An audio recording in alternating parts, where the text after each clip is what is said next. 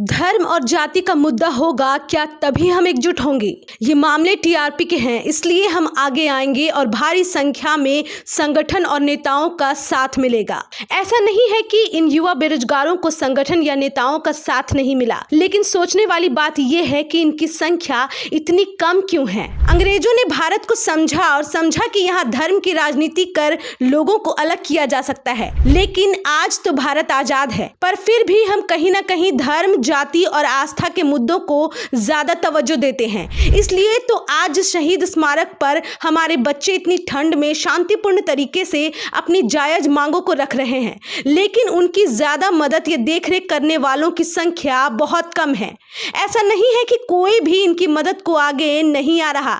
उत्तराखंड के news portal वालों की सराहना की जानी चाहिए कि वे लगातार बच्चों का साथ दे रहे हैं और उनकी बात को लोगों तक पहुंचा रहे हैं, लेकिन फिर भी कहेंगे इतने कम मददगार क्यों।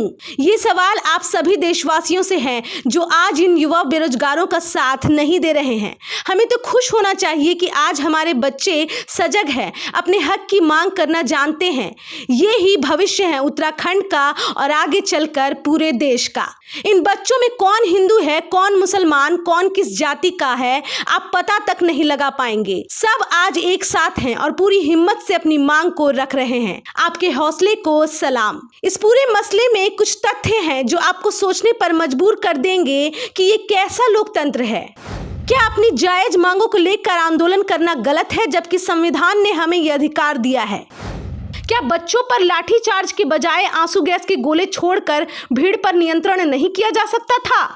क्या बॉबी पवार समेत अन्य को एक मुजरिम की तरह ले जाना और उन पर धारा 307 लगाना सही है। हालांकि अब हटा दिया गया है।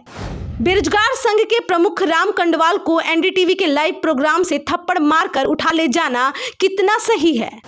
शहीद स्थल जहां धरना देना कोई गलत नहीं है, लेकिन वहां से जबरन बच्चों को हटाने के लिए दबाव बनाना कितना सही है।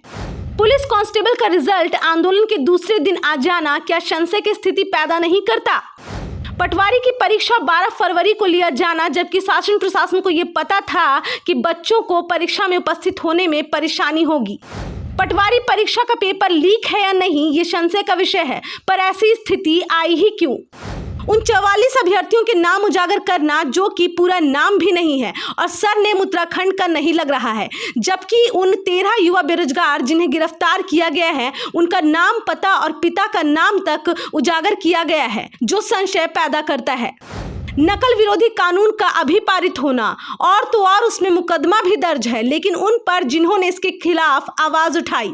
इसके अलावे और भी न जाने क्या क्या हुआ है इन दिनों उत्तराखंड में। ताज्जुब तो इस बात का है कि माननीय पुष्कर सिंह धामी की छवि अच्छी रही है, उन्होंने बेरोजगारों का साथ दिया है। उनके शासनकाल में गड़बड़ियां सामने आई जो पिछली सरकार के वक्त की है, तो भी उन्होंने संज्ञान लिया था, और इसके बावजूद अब सरकार बेरोजगारों के साथ ऐसा व्यवहार क्यों कर रही है। आने वाले साल में चुनाव है और चुनाव में इन बेरोजगारों से क्या सरकार वोट की उम्मीद कर सकती है। क्या सरकार इन बेरोजगारों को हल्के में ले रही है। खैर, धामी सरकार को अब सोचने की जरूरत है कि आने वाले सालों में अगर सत्ता पर काबिज रहना है तो कोई ना कोई हल ढूंढ लेना होगा, वरना बेरोजगारों को हल्के में लेना कहीं सरकार पर भारी ना पड़ जाए।